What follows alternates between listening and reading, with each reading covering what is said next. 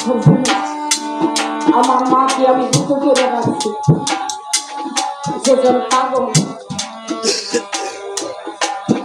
যার ভাগ্য হচ্ছে আমার দয়ালে জুব্বা মুবারক পাওয়া, সে যদি ইচ্ছা করে এক ওয়াক্ত নামাজ আদায় করবে না, তথাপি আমার আল্লাহ তাকে জান্নাত দিবে।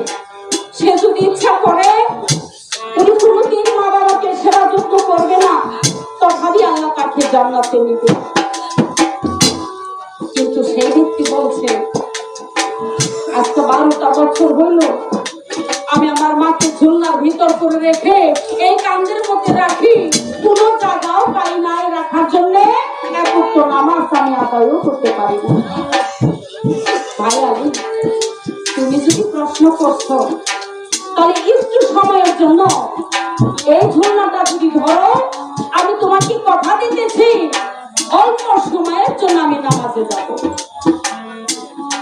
ঠিক আছে, শাহাদত টাঙ্গের দ্বারাই তার টাঙ্গে ঝুলনা দিয়া সেজদায় করে বলতে মানে যারে দিয়া এই জীবনে তারে তাইরা নিয়া রে জানো না, জানো না রে।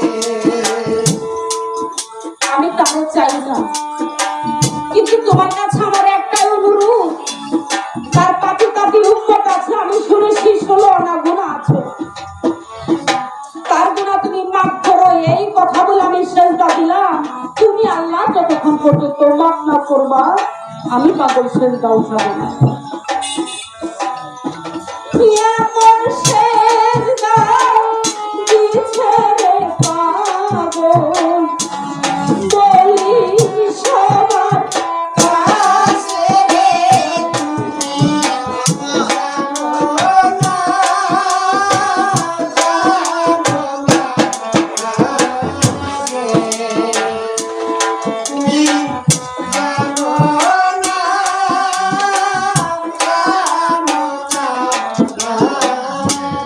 ওই সেজদাতে তাতে রে আমার আল্লাহর সিংহাসনে রে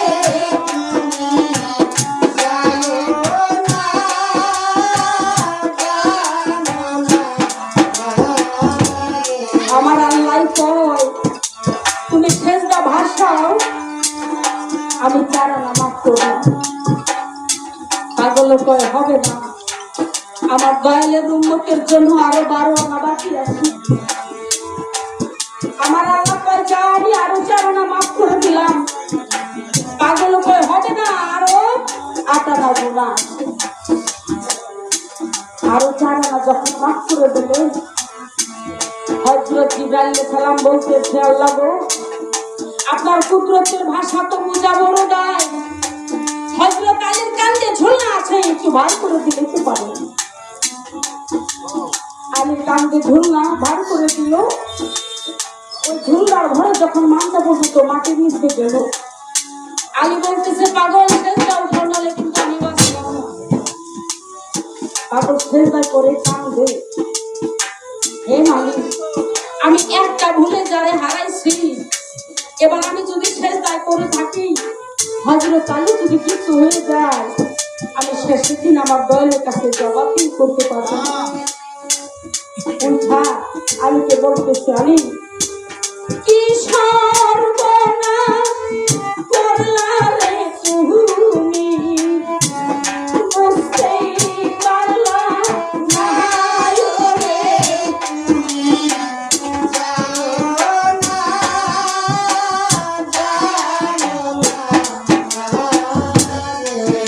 বাকি রইল 4 আনা।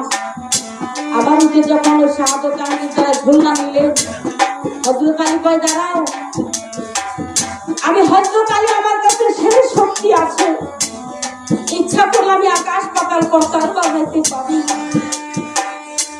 একটা ঝুলনার ঘরে আমি মরতে বসেছিলাম, এই ঝুলনার ভিতর কি আছে আমি না দেখা থাকতেছিলাম। পাগল কয় আলী রে, আমি তোমারও অনুরোধ করি তুমি এই প্রতিজ্ঞা সইতে পারো না। আমি আলু না দেখতে যাবো না। জোর করিয়া হযরত আলী দেখিতে পাইল রে,